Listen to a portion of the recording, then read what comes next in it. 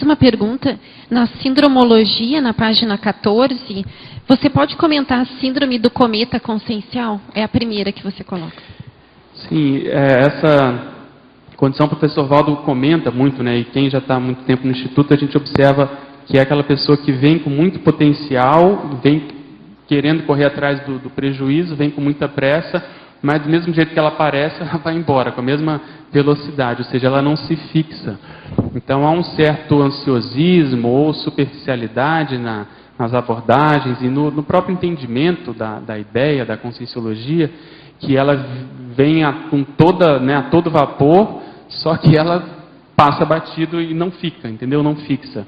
Então o cometa é justamente, isso é muito comum às vezes nos inversores, que vêm com o gás todo, mas na hora de enfrentar a realidade da vida, por exemplo, que precisa trabalhar, que precisa se sustentar, que precisa saber priorizar as duas coisas, saber levar as coisas de jeito, ele às vezes não consegue e acaba priorizando a ciência convencional, por exemplo, a vida humana, né? E não fica. Professor Pedro, em fatologia, na 7ª linha, poderia falar sobre a confecção do acelerograma evolutivo pessoal e depois em tecnologia, a técnica proexológica do ainda não é. Ok. Esse acelerograma, se não me engano, é uma expressão da própria física, e a gente está usando aqui como um processo metafórico que eu acho que ajuda, que é uma representação gráfica do seu desempenho. Então a pessoa, vamos supor que ela esteja querendo investir mais no processo parapsíquico.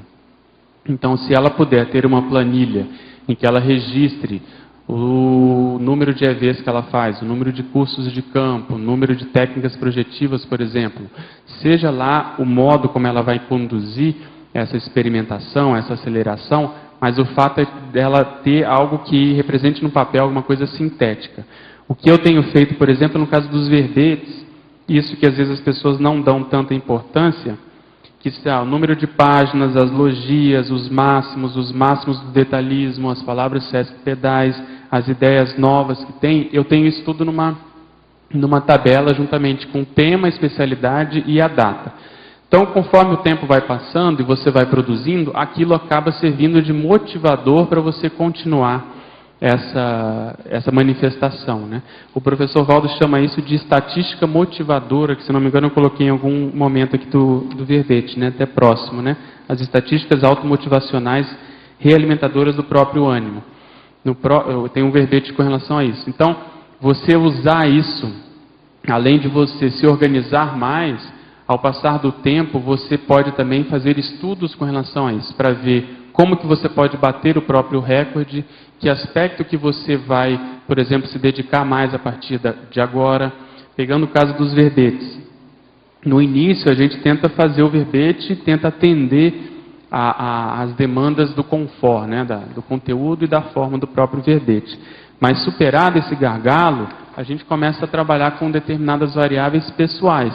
Então, por exemplo, o nível de argumentação do verbete, o nível de pesquisa que ele exigiu, se ele tem bibliografia ou não, as expressões novas que você traz para serem debatidas aqui, enfim, várias possibilidades em que a pessoa está agora trabalhando com ela mesma. Então, ela está querendo ultrapassar o próprio recorde, entendeu? Então, acelerograma nesse sentido, porque ele vai funcionar como impulsionador do nosso desempenho.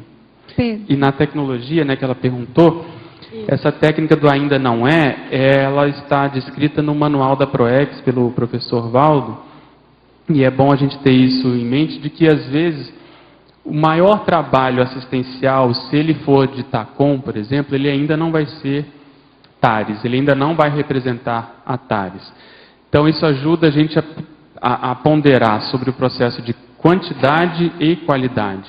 Então, às vezes, vale mais a pena a gente fazer poucas coisas mais tarísticas, por exemplo, ou de um nível de profundidade maior, do que o contrário.